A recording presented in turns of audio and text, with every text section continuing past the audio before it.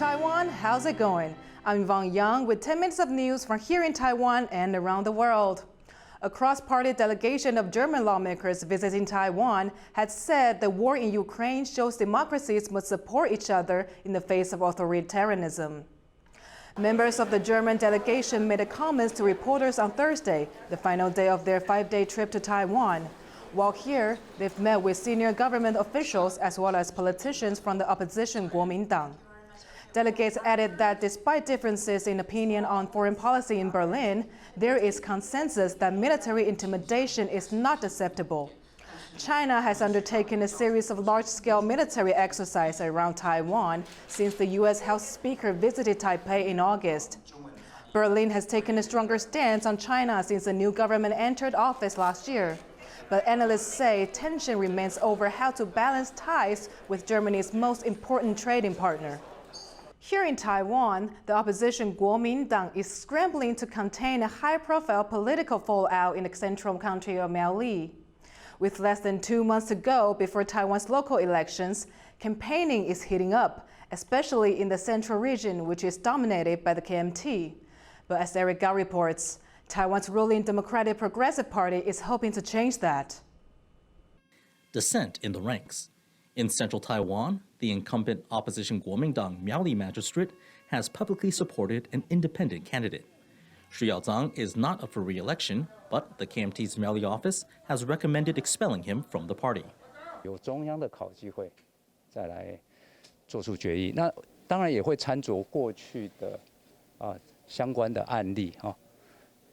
因为他毕竟不是本人违纪参选，这个情节是跟本人违纪参选是不太一样的。The top political post in Miaoli has never been held by the ruling Democratic Progressive Party, and all 5 cities and counties in central Taiwan are currently led by the KMT. But the DPP is hoping to make headway in the region, with the country's president, who also serves as the party's chair, leading the calls for change. 过去4年，许多中台湾的乡亲都感到地方建设是停滞了，社会福利是缩水了，年轻人口是外流了。所以我们这一次要翻转中台湾。But even with the president's backing, that is likely to be an uphill battle. The KMT swept the region in the last elections. Andy Xue and Eric Gao for TaiwanPlus. China has banned residents from leaving its far western region of Xinjiang over a COVID outbreak. Xinjiang is home to 22 million people. The ban comes after fewer than 200 cases were reported over the past 2 days, all of which are asymptomatic. Outbound trains, buses, and most flights are being canceled. China is the world's last major economy still trying to stamp out COVID, and mass lockdowns are common. Parts of Xinjiang were under lockdown up till last month. Many of its population are from ethnic minorities, including the Muslim Uyghur people. A United Nations report released at the end of August found evidence of, quote, serious human rights violations in the region. A Japanese journalist has been sentenced to 10 years in prison in Myanmar after filming an anti-government protest. Tolu Kubota was convicted of violating sedition and communications laws. He's been given a 3-year and a 7-year sentence, which media in Myanmar say he will serve concurrently. The documentary filmmaker was arrested in July in the city of Yangon after taking photos and videos of the protests against last year's military takeover. He's the 5th foreign journalist to be detained in Myanmar since the coup, along with dozens of local journalists. The production value of Taiwan's semiconductor industry is expected to grow this year, despite slumping global demand for high-tech devices. The Ministry of Economic Affairs says the country's chip sector production value was $65 billion in the first 7 months of 2022. That's compared to $90 billion for the whole of 2021. The ministry says demand from businesses for top-end computing devices and automobile electronics is driving the boom. A nude sculpture known as Taiwan's Venus that was missing for 50 years is a central feature of a light show marking this year's National Day celebration.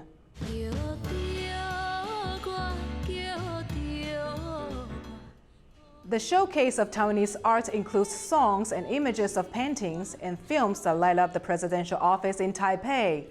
And most notable is a sculpture which emerged into the public again late last year, also known as Water of Immortality. It was created 100 years ago by renowned Taiwanese artist Huang Tushui.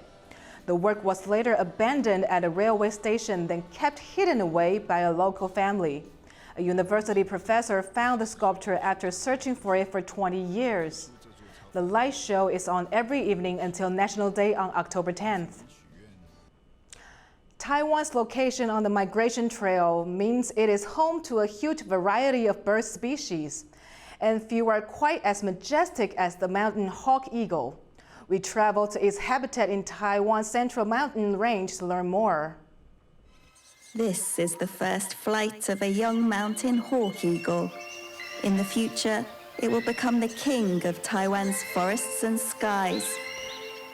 Just 2 months ago, it was still a fuzzy chick, waiting for its parents to feed it with fresh meat they brought back every day. During the brooding period, parent birds go by the tradition of working father and stay-at-home mother, so the one feeding is the mother, and on a nearby tree hunting is the father. These are his prey, swinhoe's pheasants. They mainly hunt by air ambushes, so even birds active on the ground, like swinhoe's pheasants, often become their meals. Mountain hawk eagles like to live in large expanses of primitive forests in mid to low altitudes and hunt a variety of prey, almost 80% of which are mammals. In particular, Formosan giant flying squirrels are hunted from their nests and the most common.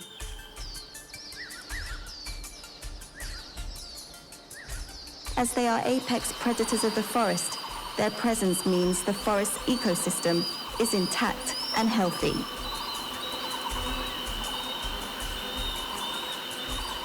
Usually, when young eagles demonstrate this type of food-begging behavior, it is a sign that its parents is about to return. This time, it brings back a Pallas's squirrel. Though they are the king of forests, their reproductive rate is very low, with 1 egg in 1 nest a year, and a brooding period lasting as long as 70 to 80 days. More than half a year passes from nest building to the young eagle's fledging. Therefore, the population is extremely low, and they are a protected wild animal in Taiwan under the list for Level 1 endangered species. The young eagle is able to eat on its own. Now, the mother does not stay by its side all the time, and rather perches on another tree, apparently to train it to survive on its own. It is finally time to fledge.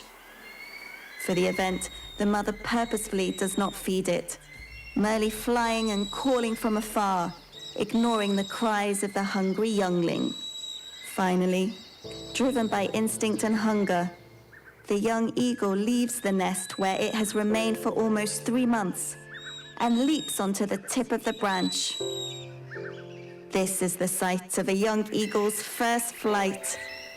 In just a few years, it will become the new king of Taiwan's forests and skies, just like its parents. Thank you for watching What's Up Taiwan. Remember to download the TaiwanPlus app for more stories from Taiwan and around the world.